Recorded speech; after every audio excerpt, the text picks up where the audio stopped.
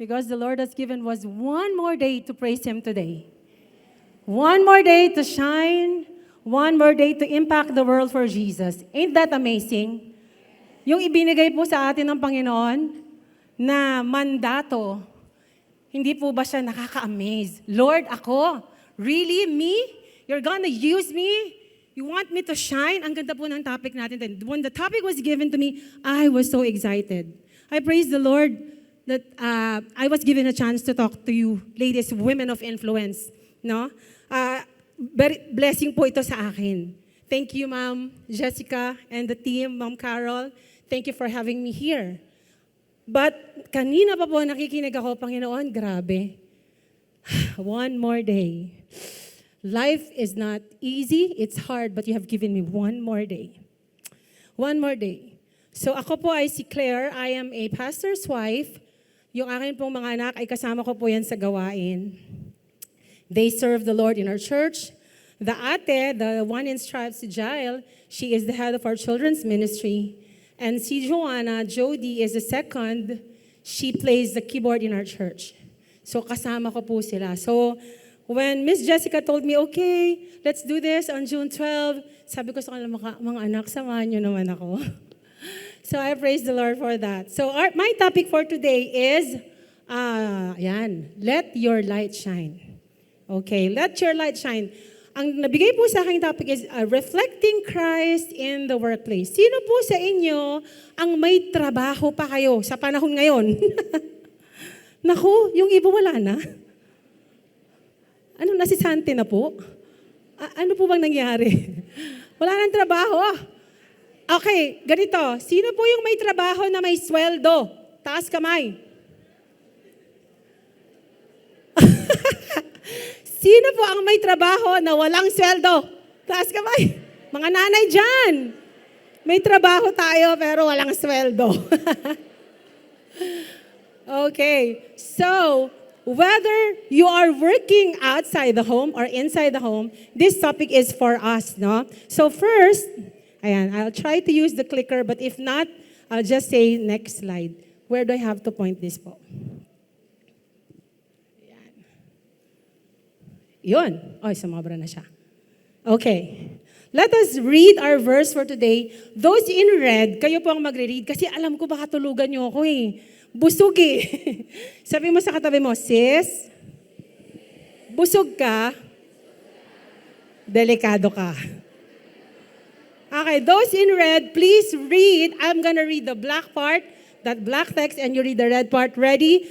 Begin. Matthew 5:16. Let your light before that they may your and your which is in ayan, gising kahit busog.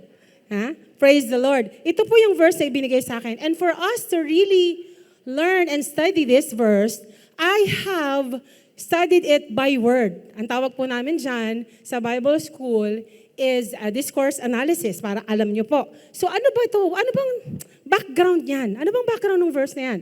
Of course, this is the famous challenge sa ating mga believers. Ano po yan daw? This is part of the Sermon on the Mount. Nagsasalita si Jesus. And then, we are asked to be ano po on this side? Salt of the earth and light of the world. Yung crowd po, by this time, yung crowd, akala nila si Jesus magsispeak sa kanila about politika. Kasi under Roman Empire sila. So politika yung ipipreach ni Jesus. Hindi, si Jesus, ang ipinreach po niya is about righteousness and holy living. Wow. Holy living. Okay? So yun po. So let us try to study these words in this verse and relate it to us shining in the workplace. Please look at your neighbor. Tingnan mo kung meron niyang kinang sa mukha. Kumikinang pa ba? Ayan. Kumikinang. Shine! Kasi ang topic natin ngayon is shine. Kaya nga po kayo nakadilaw. Okay? Kailangan daw ang mga Kristiyano, meron tayong kinang. Let us study the verse, and the first word is let. I am a Sister Carol. Ganunan mo ako pag-times. The first word is let. Sa sign language po, let is like this. Can you see me? Yan. Gaya niyo po ako. Let. Yan. Sa mga deaf nating friends, yun ang let. Ibig sabihin nun, hayaan. Di ba? Hayaan mo. Pag sinabi niya, okay lang, hayaan mo. Gaganon sila sa'yo. That means, let. Okay? Let. Hayaan mo si Lord na gamitin ka. Be confident in His call sa buhay mo. Do not hide what God has designed you to do, ladies of women of influence. Huwag po nating itago yung ating design, and that is to shine. To shine for Jesus. Because you're the red part again, and maybe someone else's glimpse of God. The Lord has put you in that position, in that work, whether you are working in a corporate world or whether you are working in a church ministry. Okay? Baka nasa gawain kayo, walang sahod, pero work din yon. Okay? Or nanay ka, nag-work ka, pero walang sahod, work din yon. God has a design for us women. And we have to hayaan, wag pigilan, wag mahiya. Nilagay ko nga po dito sa side. Sometimes, we don't shine because we are shy to shine. Okay? Pagdating sa posting sa Facebook, we are very much vocal about sa politics, but living a life for Jesus, shy. Wag na lang. So the first word is let. Hayaan mo si Lord na gamitin Kanya. We have to be confident that the Lord has enabled you to do the very things He has called you to do. Mga kapatid, unless a woman embraces her design, she will never fully understand the submission to the Lord. Can I say that again? Unless you, me, si Claire, i-embrace ko yung disenyo ng Panginoon sa buhay ko, then I will never fully understand yung laki ng pinagawa ng Panginoon sa akin. Bakit? Because I put my confidence in other things kesa sa Panginoon. Be confident in the Lord. Binigyan po tayo ng Panginoon ng tool to shine. Use it for your workplace. Kasi yun ang design. The problem with us, kahit po ako, we are very much distracted. Ito dapat gawin, ito, lahat na. Na multitask mo na, except being a godly Christian in your place. We are very much professional sa lahat. Pero sa pagiging Kristiyano, unprofessional. Ouchie. That's for me too. Okay? So, be confident. We have to let the Lord use us. Sino po dito yung college pa lang kayo or wala? Single. Single. May single ba tayo dito? Single? All the single ladies? Ha? Single. You have time and energy na kaming mga may asawa at anak, limited na. Okay? If single yung katabi mo, sabihin mo, sis, umayos ka. Ha? Hey, you guys have time and energy. Single, you have time and energy. The Lord has gifted you with time and energy. Kami wala na. Use your time and energy to fulfill the design God has placed in you. Nakakita na ba kayo ng babae na sinusunod niya ang Diyos sa buhay niya at napakaganda niyang tingnan? Dapat ganon. Maganda dahil sumusunod sa Panginoon. Hindi maganda dahil mga nakadami-dami ng retoke-retoke. Okay din naman yung kung may pera kayo. Salamat, may pera kayo. Pero ang beautiful woman is a person is a woman that closely follows the Lord, allows the Lord to move in her. Okay? Next word. Ano po yung unang word natin ng sign language? Let. Okay? Ako po kasi isang guro. So, may action para maalala. May text, may word. Lahat ng senses gamitin natin today para ma-remember nyo. Okay po? Your light. Can you do that? Your, dalawang kamay. Yan po ang light.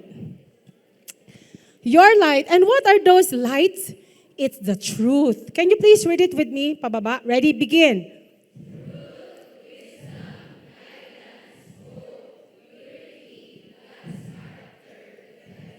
Let me say it again. Truth, wisdom, guidance, hope, purity, God's character, all of those reflected in you. Yung tipong merong isang babae na nagtatrabaho na lahat nag-hide ng truth pero siya nag-stand up. Yung merong isang babae sa trabaho na lalapitan mo kasi may wisdom na nagfo-flow from the Word. Not wisdom that flows from Facebook. No. Wisdom that flows from the Word of the Lord. May Bible verse. Okay? Magkaiba po yun. Huwag po kayong magpapalin lang. Ang dami pong matalinong tao ngayon in social media. Ang daming magaling mag-advise, ang daming magaling, no? Yung mga vlog, yung mga gagaling nila dyan. But please do not deter. Huwag kayong liliko. Hanapin nyo sa Bible. San yun? Because the only truth na dapat lumalabas sa ating bibig is the word from the Lord. Guidance. You would not believe. Ako po ay guidance counselor ng 2 Christian school sa Rizal. Kaya po, ang dami pong tao ng need ng guidance. Women of influence, I'm begging you. This is the best time to shine. This is the best time to shine. Naiiyak ako. Ang dami pong naliligaw. I'm in a guidance office. Ang dami pong naliligaw. Naliligaw na kaluluwa, naliligaw na desisyon, naliligaw na buhay, naliligaw sila. This is the best time for us women of the Lord to shine. Wag na yung I'm hurt, I'm the victim. No, we are not the victim. We are victors in the Lord. Wag kayong magstay doon sa pain. Use that pain to glorify the Lord. Use that brokenhearted to glorify the Lord. Use that financial instability to glorify the Lord. Use your illness to glorify the Lord because that is our design. That's our light.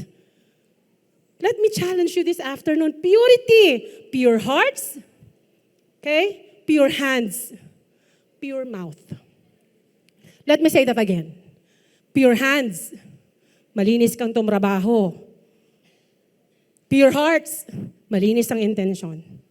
Pure mouth. Okay? You don't slander. You don't gossip. You don't complain. Why? You shine. Because the world needs our lights on. Naging emotional ako pag nababanggit yun sa guidance. You need to put your lights on, girls, women. Every time we turn a blind eye, we turn off. Every time we slander, we turn off. Every time you complain, you don't do your job well. Hindi ka magandang example sa trabaho mo. You're off. Payag ba kayo nun? Kristiyanong pundido. Tingnan mo yung katabi mo, mukhang ba pundido?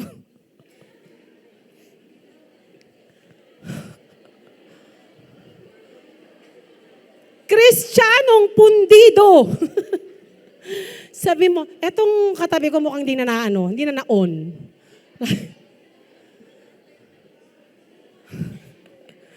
Pinapagaan ko lang kasi nagiging emotional ako eh. I really need, the Lord needs us sa panahon ngayon. With this light. The Lord needs us so much, women. Alam niyo po yan, God's character reflected in you. Purity, the way you dress, okay? The way you talk, walang mali siya sa bibig, okay? The way you think, purity.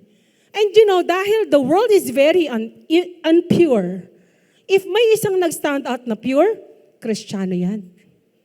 Yun ang maganda. Uy, Kristiyano yan, no? Nagliliwanag. Ngayon nata, baliktad Kristiyano pa naman yan. Nakakalungkot. The world needs our lights on. You have to put it on every time you choose the other way. This is God's way for me. This is God's will for me. God's design for me. Every time you choose the other way, you're off. At ang masakit nito, when you're off, nahihirapan ka nang bumalik. So anong gagawin mo? Nakakadamay ka pa ng iba. Instead of you becoming a blessing, you become a burden. You become a burden to your church. I'm a pastor's wife. Baka masyadong wala pong attack to I'm not attacking. Miss Jessica, I'm not attacking. You become a burden to your church. Why? You turn off. Burden ka sa pamilya. Samantalang ang disenyo ng Panginoon sa iyo, ang ganda. Anak, alam mo kung mai-imagine ko lang ang Panginoon, that He's the Father in heaven trying to beg His children, anak, this is the best time to follow me. Anak, I need you to stand up for me. Anak, I need you to light on kasi may madilim dyan sa office. Merong boss dyan na hindi pa Kristiyano. Meron dyan may problema. Meron dyan mamaya magsisuicide na. Hindi natin alam. Tapos nakita ka. And then nag-turn on yung light niya. Because here, your light is not perfection. It is Christ, what? Being visible in your life. Hindi po perfection yung, ay, good morning, ma'am, sir. Tapos ang pasok mo 7 a.m., dumating ka 3 a.m. Anong oras ka dumating? 3 a.m. po, kasi Christian ako. Tapos nakita ka ng boss mo, ikaw nagsasara, 2 a.m. na. Opo, ngayon pa lang ako uuwi. Hindi naman ganon. Hindi ko sinasabing dapat perfect. Pero dapat, ang nakikita sa atin, si Christ. In fact, alam niyo po, yun ang iniiyak ko sa Panginoon the other day. Say ko, Lord, let them see you in me. Not me, but you. And that should be our prayer every time we step into the door of our workplace. Lord, use me. Gamitin mo ako. Tanggalin, shift your mindset. We call in psychology, it's shift your mindset to, I work 8 hours a day, I go home, utos ng boss. No, shift your work to, Lord, what do you want me to do? Who am I gonna reach today? Lord, sino yung i-reach ko today? Sino yung makakasama ko sa lunch na ipagpe-pray ko today? Lord, kasama ko sa church. Sino po? Let's shift our mindset.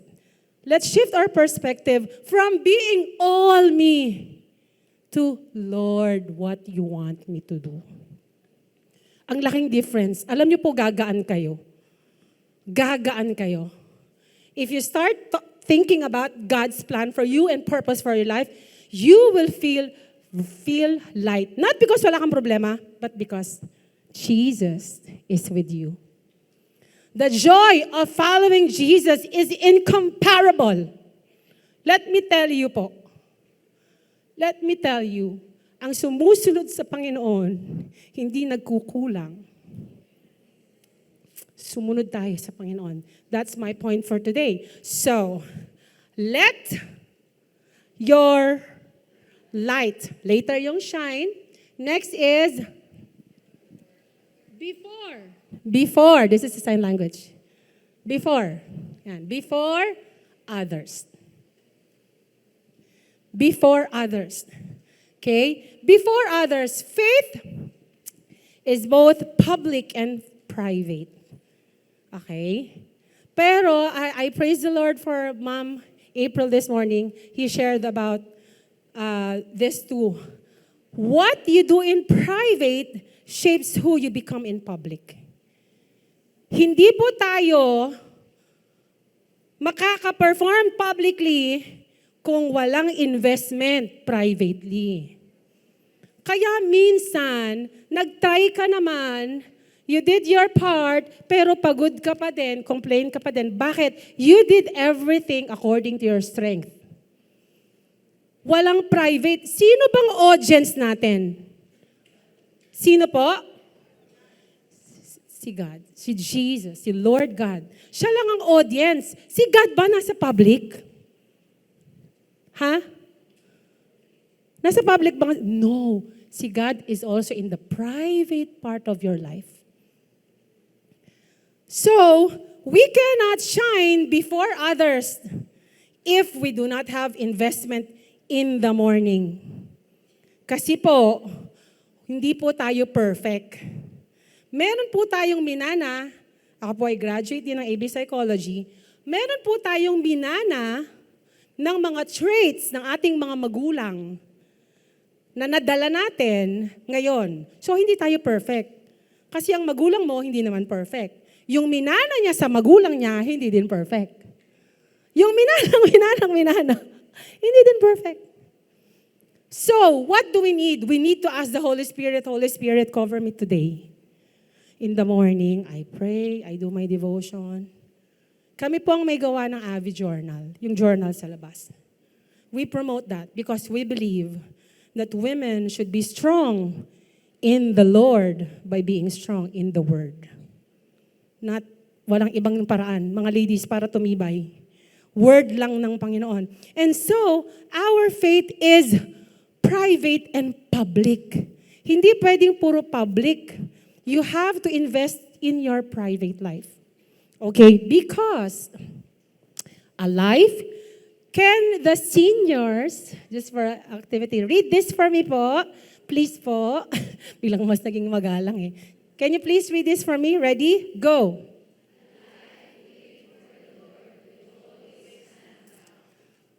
Before others. Before others. Kailangan evident. Kailangan nakikita. Because a life lived for the Lord will always stand out. Ang problema sa atin, nagsa-stand out tayo sa ibang bagay. Kapag nagkagulo sa office, nagkagulo sa trabaho, nagalit si boss, sasabihin, ay naku, kasalanan na naman niya. Kristiyano kasi yan eh. Okay? Yun ang nagiging problema natin. Okay? But the challenge is, a life lived for the Lord will always stand up. Pero po ko nilagay dyan, sabi ni Billy Graham, the world is watching us. The world listens to what we say, but it watches what we do. Okay? Wino-watch niya anong ginagawa. Okay? So next. Okay, ulit. Balikan po natin. Ready, go. Let your light shine before others that they, turo nyo, they may see. See? Good? Good. Good? Work. Ayan, may alam na kayong sign language, ha? Good? Work. Work, tatrabaho, kaya ganyan, work. Okay? That they may see. Kanina sinabi, before others. Ngayon, there's this word, see. It should be obvious. It should be seen by the eye. Dapat nararamdaman sa trabaho, nararamdaman sa church, nararamdaman sa bahay, na mayroon kang shine. Okay? Good works here does not mean what? Kayo po yung red, begin. Okay, it's not performance for approval. What is it? Tingnan po natin ano ibig sabihin ng good works. In Greek, good carries the idea of beauty, good works. Excellence, good works. Nobility, good works. Okay? Ang problema, paano tayo magiging beautiful kung tayo yung late? Paano tayo magiging beautiful or excellent kung yung trabaho natin sa work, pwede na yan? Okay, wait lang. Sa mga nagbi-ministry sa church, okay? Work din yon. Sometimes you have to consider at work para i-pour mo yung heart mo eh. Kasi minsan, pagka for the Lord, pwede na eh. Nakakahiya. Okay? Nakakahiya sa Panginoon. You have to be the beauty of your heart, the beauty of your skill. Kung ano man po ang trabaho nyo, saan man kayo magaling, mag-type man yan, or kung ano man, nasa call center ka man, nasa business ka man, maybe you're a business owner, you have to be beautiful with your skill. Everything you do is an upgrade of skill. Wala pong tapon. Even your failures, wala pong tapon. Okay? It's an upgrade of your skill. Tuwing papal pa kayo, sabihin mo, okay, nag-upgrade ako ng skill. Yun ang mindset. Hindi ayoko na. Why? I said here, extra mile produces growth. Ang mga Kristiyano, tayo dapat yung may extra mile. We do the extra mile. We do the extra tap. We do the extra. Why? Because we are Christians. And the Lord has called us to shine. Okay. Sabi po dito, sometimes we are not good steward of time. We are not good steward of relationships in the offices or at home, in the church. Okay? And we are not good stewards of our skill. The Lord has given you a skill. Sabi po ng survey, ang isang tao may 7 skill. 7 na master mo na skill. Whether it is driving, cooking, talking, you have a skill. You have to improve those skills. And when you do that, you shine. You are doing that in equivalent to good works. Sabi mo sa katabi mo, sis, good works tayo. Oh, good works after salvation, ha? Kailangan natin yon. Good works. Beautiful. Ha? I will never forget. Ako po ay mahina sa math when I was young. Hirap na hirap ako sa math. And then I had this teacher na inupuan niya ako sa kagilid at tinuruan niya ako ng math.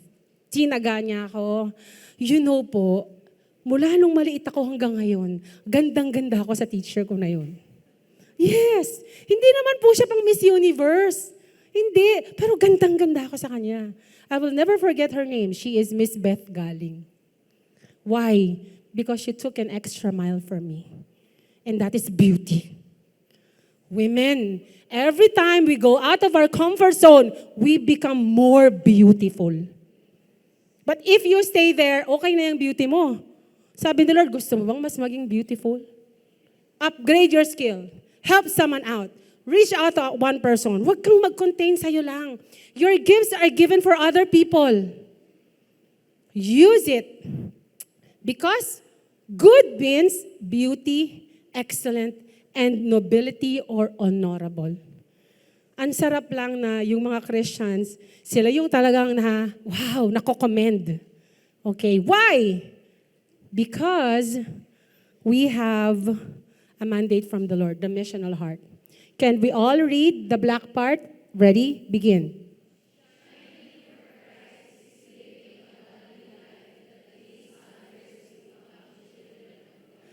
Ladies, this is what we are called to do. You shine kasi baka may maligtas dyan. You shine kasi meron kang mailalapit sa Panginoon. One person, mailalapit mo sa Panginoon. Ang problema sa atin, lalo na sa amin, tinuturo to ng aming pastor na nag-share tayo ng gospel. We share the gospel kasi tinatakot natin yung mga tao na pag hindi nila tinanggap si God, they will go to hell. Ha? Pag di mo tinanggap ang Panginoon, pupunta ka sa impyerno. Gusto mo doon? Ha? Impyerno agad eh. No. Yung buhay mo ang magiging ilaw para makakilala siya sa Panginoon at maging anak siya. Alam niyo po yung anak? Yung mga anak ko kanina, I'm so proud of them. Bakit nanay ako? Anak, may relationship po kami. Pag po may ibang batang papasok sa bahay namin, hindi pwede hanggang kwarto, hindi pwedeng makialam ng mga pabango kong regalo sa akin. Pero yung mga anak ko, pwede, mami, pengi ah. Anak, ang dami naman. Ma? Bakit? May relationship. Yun po yung anak, mas closer. Yun yung gusto natin. We are shining because we want people to have a deeper relationship with the Father. Si Lord, my Father. Ama. Okay? Ama, the missional heart. We have to shine in our workplace para makita ng boss mo, makita ng ka-church mo, katrabaho mo, makita niya that God is working in you and He wants to have a relationship with the Lord too. Okay? So, your work ethics becomes your ministry. Sino po dito yung nagme-ministry na kayo, pero meron din kayong full-time job? Taas kamay. Ayan, ang dami. No? Medyo mahirap. Mahirap yun, nagme-ministry ka na, tapos nagtatrabaho ka pa. Pero ang sinasabi po natin, your workplace, your ethics in the workplace is your ministry. Okay, why? Because the next verse is, and glorify your Father in heaven. This is the ultimate purpose of the heart. Ito po yung glorify.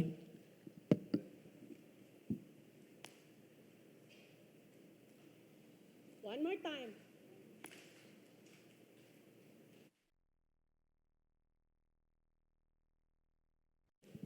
Glorify, magnify, honor, praise, recognize your Father which is in heaven. Everything we do, Lord, I will shine today because I want you to be happy. Lord, I will decide on this today kasi you're my audience. Sino po ang nag-glorify? Every time we embrace our design as lights, every time we do our purpose, sino pong nag-glorify? Yung Ama ko. Yung Ama ko na nasa langit, nag-glorify siya. Kasi si Claire, nabubuhay sa kung anong disenyo niya. Self-check. Lord, nag-glorify ba kita nitong nakaraan? Lord, nabigyan ba kita ng papuri nitong nakaraan? Nagka-problema kami sa office, sa ministry. Nagka-problema kami sa bahay. Nag-glorify ba kita? Nagka-conflict ako sa work. Nag-glorify ba kita? Ikaw bang nakita o puro ako? Glorify, magnify, honor. Alam niyo po yung glorify, ganun. Itinataas, itinatanghal. And that is the ultimate purpose. The heart of everything we do. And this is the, not me, but everything for your glory. Everything for your name. Everything for the power of your name. Everything for your purpose in my life. Lord, gamitin mo po ako. Pwede mo bang ibulong sa sarili mo yan ngayon? Sabi mo, Lord, pagbalik ko po sa kung saan mo ako dinala, bahay man, work man, ministry man, pwede ba ikaw naman? Ikaw naman, Lord, puro na ako eh. Puro na ako. Ikaw naman, Panginoon. Okay.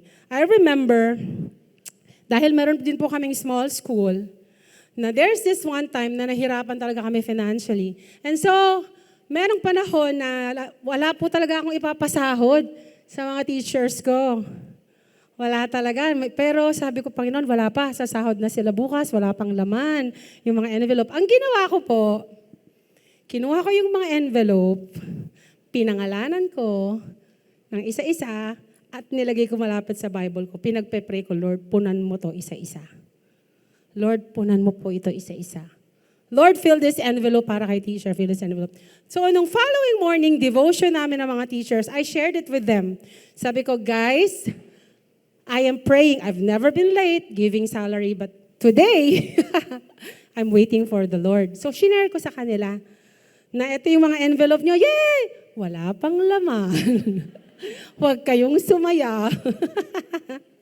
Envelope na envelope lang.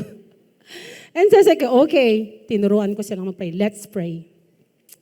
Lord, pray, Lord, send teach. Kausapin mo si ganito. Laman mo po na laman. Habang nagtuturo kami, may mga dumarating ng parents, nagbabayad. Okay, teacher, may utang pala ako. Ay, teacher, ganun. Unti-unting nagkalaman. Nagkalaman yung mga envelope. Talaga naman, medyo kumakapal na siya. Tapos isa-isa na silang tinatawag. Uy, may laman na yung sayo. Halika na, pumirma ka na. So, may sa akin kaya. Kaya na magkakalaman. Kahit, alam niyo po, hindi po natapos ang araw na hindi sila nabigyan lahat. Praise the Lord. Ano po ang naging impact nun? Me in my workplace, me bilang the school head, ano po ang naging impact nun sa mga teachers ko? They learned to trust the Lord sa oras ng kagipitan. So dumating ang time, nagde-devotion kami, sabi nung isang teacher ko, naku, ayan na si Judith. Alam niyo yan. Alam niyo si Judith. Ayan na si Judith, si Meralco, si Tubig, ayan na. Tapos sabi ng isang teacher ko, hindi, lalagyan ni Lord ng laman yung envelope. Why? Because the Lord allowed me, used me, hindi po ako. Kung ako lang po, baka nag-iiyak na ako nung araw na yun, Lord, naman naglilingkod na ako sa'yo. Hindi na nga, hindi mo pa ako bibigyan ng pasahod. Gugutumin mo ba yung mga teacher ko? Magbaboycott to. But Lord, it's not me, but it's in Him. But because si Lord dinirect ako and I followed Him, ano pong nangyari sa mga teachers? They learned to rely on Lord's supply. Kaya ngayon, nagiging namin, ano po yun? Rely on God's supply.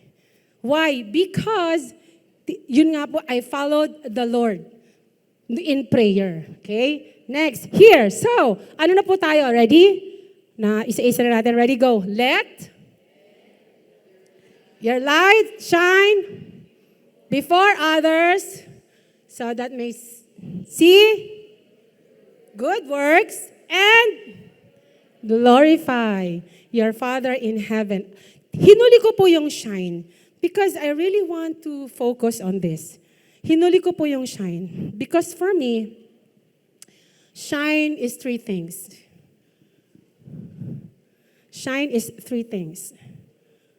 Abiding in Christ will produce vibrant faith, and your obvious faith will inspire others to serve the Lord. Mga kapatid, abide in the Lord. Remain. Stay in the Lord because the Lord is telling us, anak, I want to bless you. Stay with me. Anak, I want to use you. Stay with me. Huwag kang umalis. Huwag mo akong iiwan. Huwag mo unahin yan. Ako. Because I will use you. Stay with me. I will bless you. I will improve you. I will cause you growth. I will mature you. Remain in me, anak. Because the verse said, apart from me, ano po? You cannot do anything. Kaya ang Panginoon na, anak, stay with me, abide. When Jesus said these words, He was saying, anak, abide. Manatili ka sa akin. Manatili ka sa disenyo ko sa buhay mo. Manatili ka sa pagpapala ko. Manatili ka sa paanan ko. Stay with me. Because as long as you're with me, you're okay. You're not perfect. Hindi naman wala ka ng need, but you're okay. Magso-survive ka. Why? Because you abide.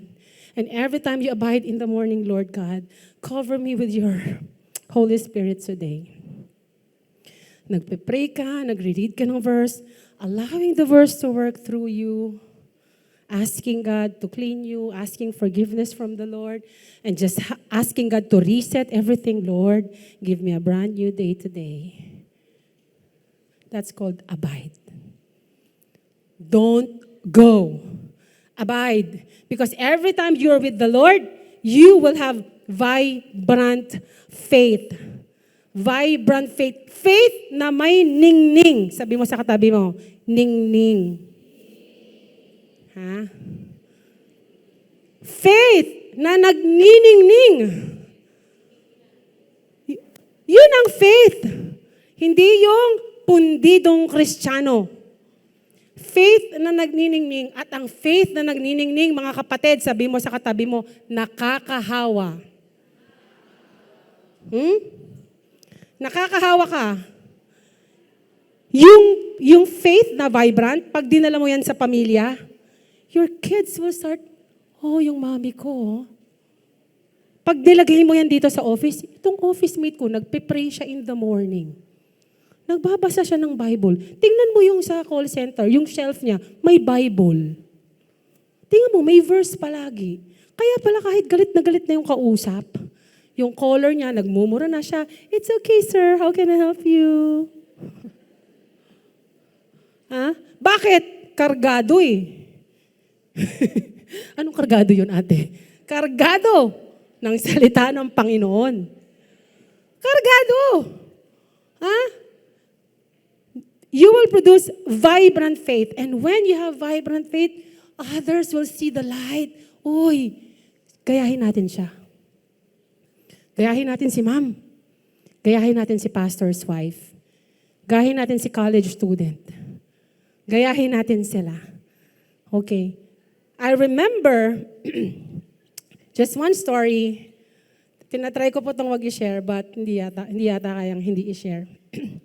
I lost my dad last May 22, 2026. Ito lang po, just recently. I lost my dad to multiple organ failure due to diabetes. Mag-ingat po kayo. Be a good steward of your body. No rice, no sugar. Okay. I lost my dad. And so, nung time po na yon, 5 weeks ko po namin siyang naalagaan. It was so sad and the 5 weeks was too short. Naalagaan po namin siya, umuwi po ako doon, nagbantay po ako sa kanya sa ospital. At first, we thought he will survive. Okay, sabi ng doctor, "Your dad has pneumonia." Okay po, let's treat pneumonia. When they found out after pneumonia, your dad's heart is failing. Yes. And to add on to that, his kidney is 5 working out of 60 filters. 5 filters out of 60. And so, na-shock po talaga ako. Really? Okay naman yung daddy ko, what happened? And so, we tried to do everything. In fact, sabi ng daddy ko, "Huwag niyo akong dialysis, angiogram, angioplasty. Ayoko yan. Hayaan niyo na akong kuhanin ni Lord." Kasi alam naman niya, sa Panginoon siya pupunta. Nauna na po yung mami ko 3 years ago. My mom went home to be with the Lord 3 years ago, so my dad gustong-gusto niya nang sumunod. But of course, kaming mga anak, ayaw namin, "No, Dad, laban tayo."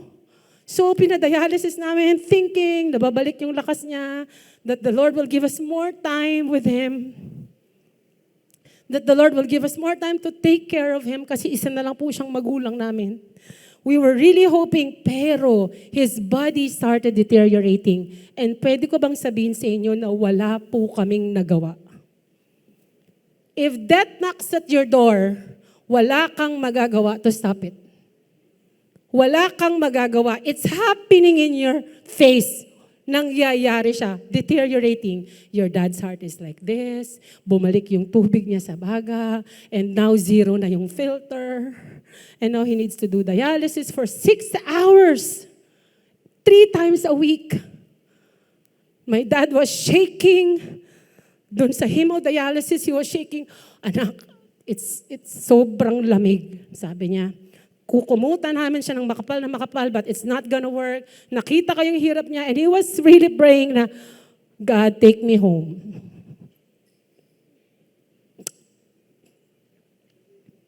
Wala po kaming nagawa. Wala kaming nagawa.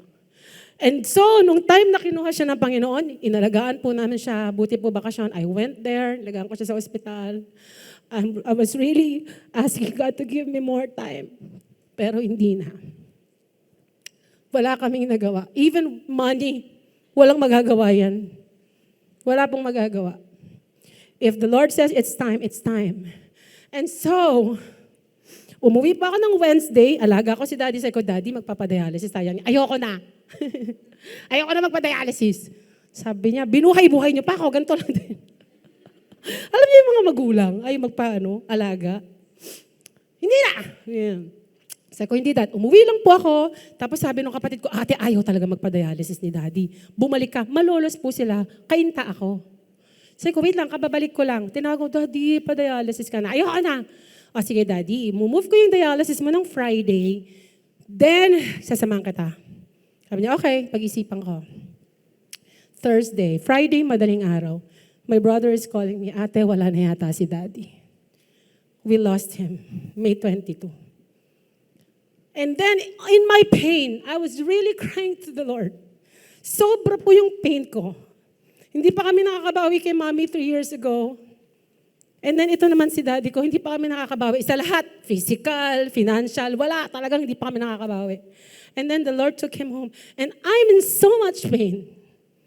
Hindi ko mabuksan yung Bible ko. Ang sabi ko nga sa mga kapatid ko, my prayers are wordless. Walang word. Umiiyak lang ako sa Panginoon. And then the Lord told me, anak, use that pain to glorify me. And so I started posting. Nag-post po ako sa Facebook. Sabi ko, mga oras na wala kang magagawa. And then I started sharing, wala tayong magagawa when death knocks at your door. Hindi mo siya mapipigilan. But there is something that you can do. You can prepare for it. Maghanda ka. I started sharing the gospel. Wala kaming nagawa, pero ikaw meron sa Facebook. I converted that pain. Nilagay ko doon, kilalanin mo ang Diyos na tagalangit para dadalhin ka niya doon pag alis mo sa lupa. Kilalanin mo ang Diyos Ama para magkaroon ka ng relasyon sa Kanya. Kilalanin mo siya, tanggapin mo siya. Alam niyo po ba, after posting that, one of the ladies na kasama ko mismo sa church, messaged me. Matagal ko na siyang kasama. Sabi niya, Claire, yung post mo, binasa ko. And that led me to accepting the Lord, Jesus Christ, in my heart. This lady, kasama ko po to sa ministry. Nagba-Bible study kasama ko. Nagtuturo ng bata kasama ko. Umaabot kasama ko, pumupunta kami sa probinsya kasama ko. But she said, now I know the relationship that I have with the Lord. I'm sure about it na. Kaya ko po sinabi, why did I share that? Is it because of me? No, hindi po. In fact, nung araw na yan, gusto kong magrebelde sa Panginoon.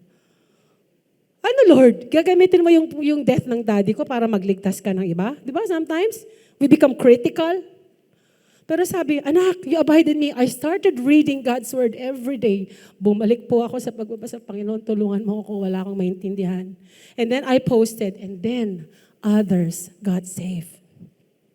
May mag-text sa akin, sabi ko, nilagay ko po kasi doon, mahal ng Panginoon ang daddy ko, mahal ka niya.